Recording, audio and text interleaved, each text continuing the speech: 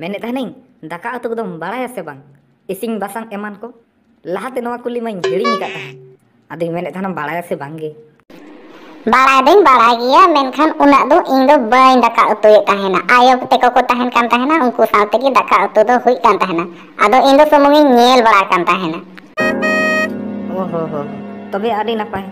daka utu do jom huyuk talang gya ading menet tahana pace daka utu bam baraya onating kuli kek mea ado men sanain kena tehin hat khon holongi aguya ado chawle holong se guhum rena holong गुहुम Raina होलंग गी आगुई तलांगा ओना दो रोहड़ पिठा को गानोग गिया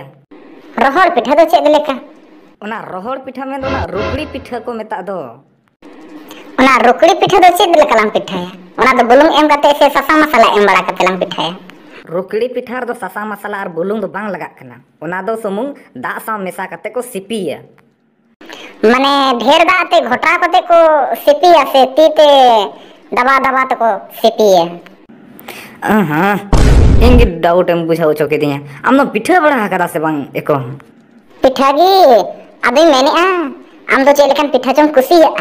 अपन अपन कुसी ओका लेकन पिठा चम कुसी अद बम लयंते अद नोआ लय लगी तो उना भेदे भेदे लय होतिया आम हो बम बड़ाया चेलेका पिठा को और रोकड़ी पिठा दो चेलेका को जोमा रोकड़ी पिठा मा भुंजिया को साथ को जोमा और एमन उतु साथे ओने चोंग नाडी नपाय कथाम लय के तबे हाट खन होलोंगी अगुया आरन पिठाय तलांगा एगो आदम आंजोमे तलांगा से इनमा बाहर से को कमी कटिंग हे एन तलांगा टिंग लंगा हकना आदोना पिठा दो इसिन के तलांगा से बांगे होय इसिन का दिया मेनखान उनके इसिन का उनका बांग गानो लेका गे इसिन कना तेहिन हबी त सनामा जोम जो गान अकना तेहिन दो ओका लेका पिठा के अजे बांगे गानवा बुझाना दे रसकर ना कथा कना जे अड़ी मजा के इसिन का चेत माने भुंजिया तो अड़ी सिबिला आदो ओना साथे मेसा कते जम लेखान अड़ी मजा बुझा दे तो इन उसरे माइन तलंग में देन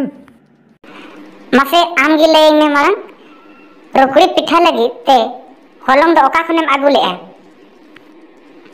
चेदा आदो चे चिकायना चे चिकायना सनाम पिठा रंगोयना होलंग ओका खन चम आगुया सनाम पिठा रंगो kan tama हाय बचारे चेप लेखन जूरी नाम जोंगाना चाबा के दिया नहीं तो रेंगे ते चाबा के दिया गोय के दिया माम